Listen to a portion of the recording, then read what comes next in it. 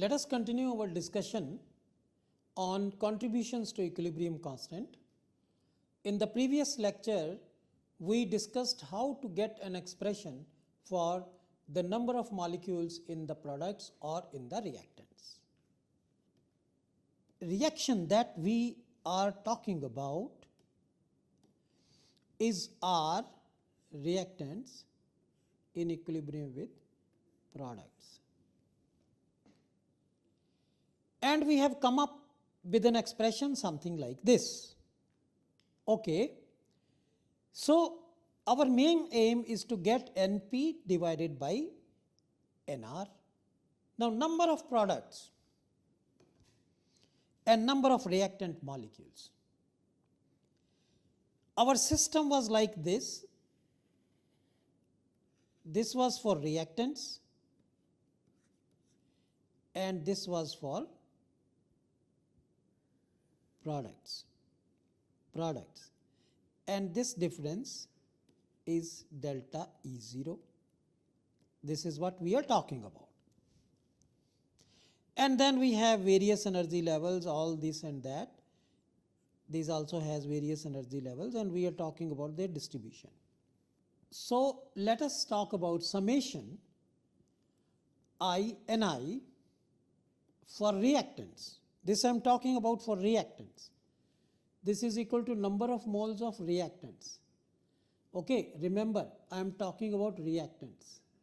And this is equal to N by Q into summation. Let me put R because I am talking about reactants. I will just put R for reactants exponential minus beta E. I am just putting R. You can put small r, capital R, whatever. What are these ER? This energy ER, or you can read this as ER, whatever way you say. R I am reserving for reactants. So that means when I talk about this and I measure the energy of any of the level of reactants, that is with reference to the 0 point energy of the reactants. This one gives me NR is equal to N by Q into this one is nothing but the partition function when you only consider the reactant molecules. What we have here? We have this N is the total number of molecules which are combined in the combined reactants and product sector. This is the combined, for the combined system, the molecular partition function. This is the molecular partition function which is only applicable to the molecules which are in the reactant side. Okay, let us mark this as our equation number 1. Now, let us come towards the product side. Now, let us talk about products. That means here I will use the same expression Ni. Now I will change to product is equal to N product and this is equal to N upon Q into, I am writing for product, exponential minus beta E P prime. Notice that I have put prime over here. I did not put prime over here. There is a reason why I did not put prime over there and I am putting prime over here. The reason for that is when you look at the products, the 0 point energy level of product is above the 0 point energy of the reactants by delta E naught. And these energy levels are with reference to this 0 point energy level. Once again, these energy levels of the products are with reference to 0 point energy of the product which is shown over here. So that means when I consider the combined system, this EP prime is equal to EP plus delta E0, because for the combined system the 0 point energy level is at this R level. Let us relook at what we should write now. NP is equal to N upon Q into summation for products exponential minus beta, that is what I am saying, EP plus delta E0, which is equal to N by Q into exponential, of course, summation P minus beta EP into exponential minus beta delta E0, and this is equal to N upon Q, and if you recognize this, this is Q of the products into exponential minus beta delta E naught. We have this expression for NP and we have this expression for NR. Now you can take the ratio. K is equal to NP by NR. So N by Q will cancel out. You have QP by QR into exponential minus beta delta E naught. I will elaborate on this. Beta del E naught is equal to del E naught by KT, and if I want to express per mole, then I will multiply by Na. So K times Na will become R. If I am expressing per molecule, then delta E naught by KT is enough, and if I am expressing per mole, then I will multiply a numerator and denominator by Na. So then this per molecule energy will become per mole and K will become R. So what we have done is, by the arguments of the number of molecules which are occupying the energy levels corresponding to reactants and the number of molecules which are occupying the energy level corresponding to product, we have come up with an expression which is same as that we get from the derived expression. But what is the key result of this and what are the key points that we should remember? One is that the value of K is dependent upon NP and NR. And we have discussed that NP or NR is going to depend upon the population of each state. When I talk about population of each state, that means we are talking about entropy. And when I am talking about what is lying above what, where product is lying above reactants, their 0 point energies are separated with a positive number, that means we are talking about an endothermic reaction. So basically K, which decides delta G naught, delta G naught is minus RT log K.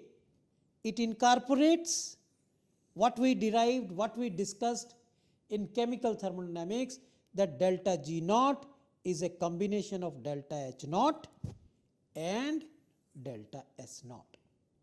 Let us now take a very specialized specific example. In that example, let us consider that the reactant has only one ground state available. The other upper excited states are so far apart. And the product has a uniform ladder of energy levels. The system that we are discussing here is R in equilibrium with B. We have reactants which has only ground state available. That means, can I write QR, which is equal to summation, generally we write like this, J, Gj exponential minus beta Ej, only ground state is there, degeneracy is 1, that means the value is equal to 1, because E0, E for J is equal to 0, the energy level is 0, therefore exponential 0 is equal to 1. For Q reactant we know, but for product what is given to us that it has a large number of evenly closed spaced levels. Careful examination says that this is a uniform ladder of energy levels.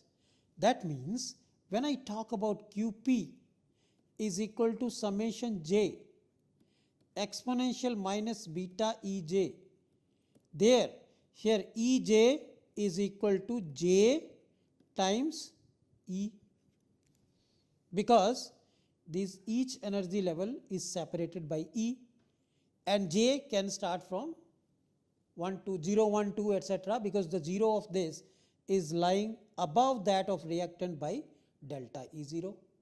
We have already derived this expression. We are not going to get into the details of that.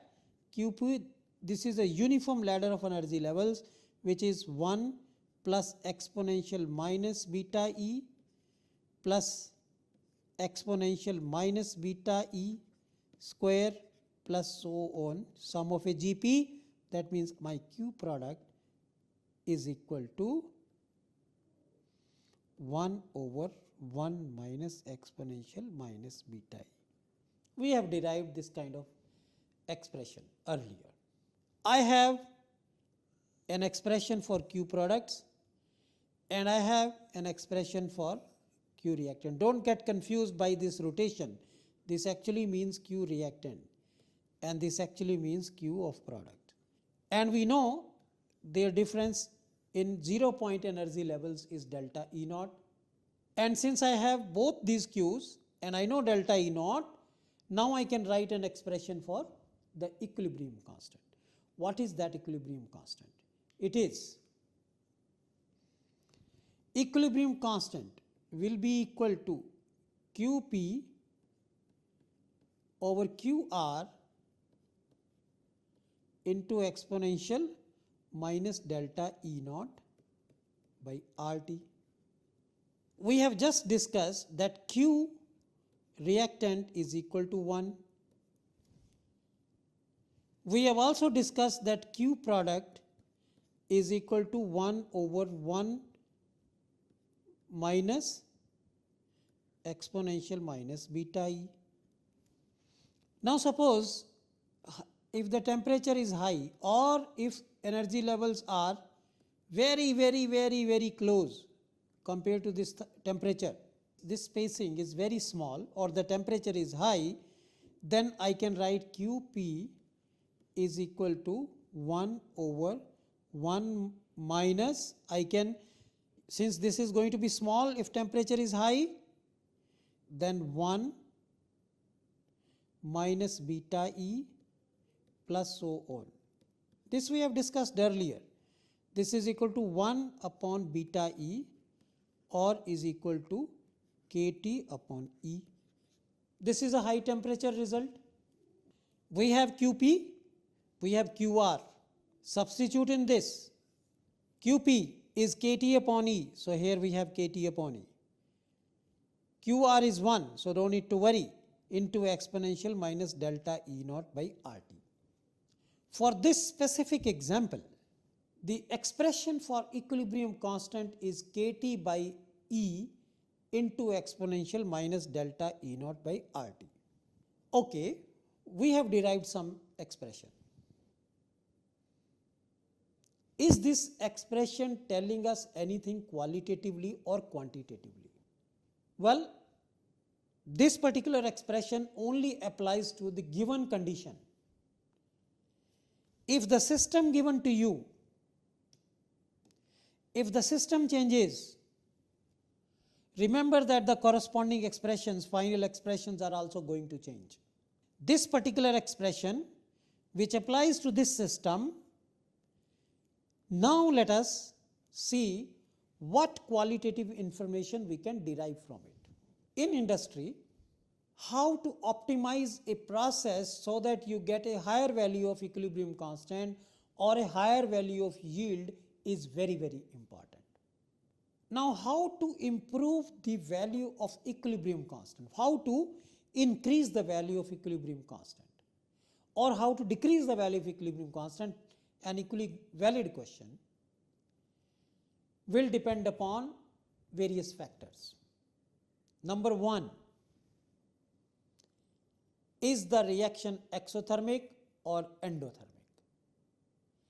Number two, what is the stoichiometry of the reaction? That is the value of delta Ng. We are talking about gas phase reaction. The exothermicity of the reaction, endothermicity of the reaction is going to guide us whether the temperature should be increased or temperature should be lowered. Similarly, the number of moles participating in the reactants and the product will also tell us whether the pressure should be increased or pressure should be decreased. And accordingly, suppose if the reaction is endothermic, you remember Le-Chatelier principle. What is Le-Chatelier principle? Le-Chatelier principle is that if a reaction at equilibrium is disturbed by an external factor, then the reaction will shift in such a direction so as to undo the effect of the externally applied disturbance. For an endothermic reaction, according to Le-Chatelier principle, if you increase the temperature, the value of equilibrium constant also increases. For an exothermic reaction, on the other hand, earlier I talked about endothermic reaction, that is, increase in temperature will increase the value of equilibrium constant. For an exothermic reaction, an increase in temperature leads to reduction in the value of equilibrium constant. Similarly, you can talk about the effect of pressure. Total pressure is increased at equilibrium, then also the reaction composition at equilibrium will shift according to Le-Chatelier principle. That means it will move towards the direction where the pressure is lower. The Le-Chatelier principle should also be applicable over here. That means the discussion that we had should also be extendable to alteration in temperature and alteration in pressure. The treatment that we are covering over here,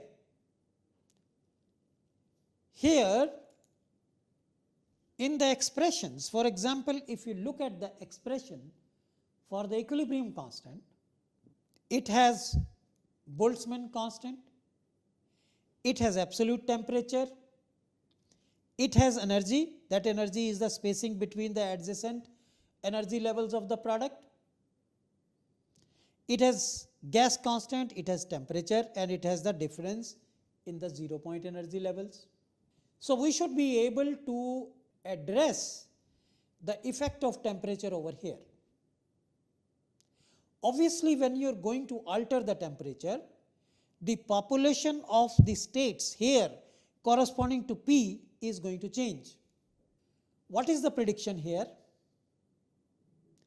This one, where the 0 point energy level of the product is higher than the 0 point energy level of the reactant, that means we are talking about an endothermic process.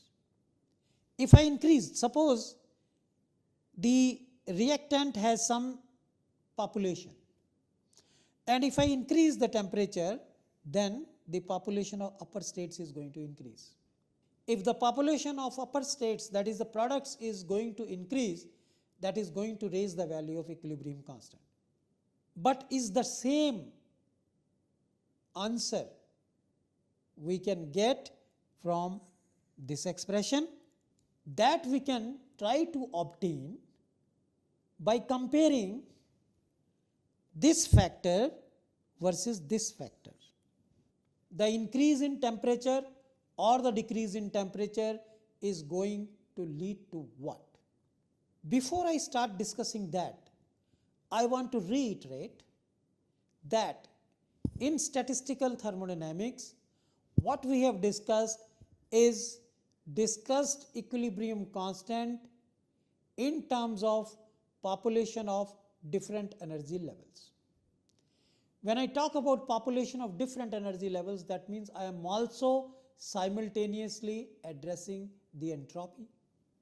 And if at the same time I am talking about the delta E0, this delta E0, which is the difference in the 0 point energy levels, that means here I am talking about exothermicity or endothermicity. Okay? So, if delta E0 is positive, the situation looks like this.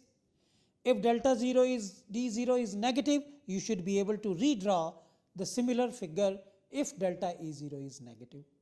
We can address the exothermic reactions, we can address the endothermic reactions. So in the next lecture, what we are going to discuss is that when we increase the temperature or when we decrease the temperature, then which factor becomes dominant and in which direction the equilibrium constant will move. Once again, obtaining an optimum value of equilibrium constant is very, very important industrially.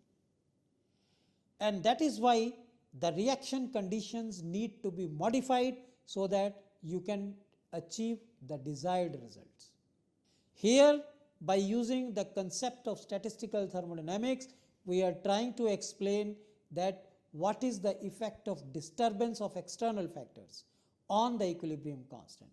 One such external factor that we are discussing at present is temperature. Therefore, the effect of temperature on any equilibrium becomes very important because depending upon exothermicity or endothermicity, the value of equilibrium constant will become higher or lower. More qualitative and quantitative insights into equilibrium constants are still possible from the derived expressions, but those we will discuss in the next lecture. Thank you very much.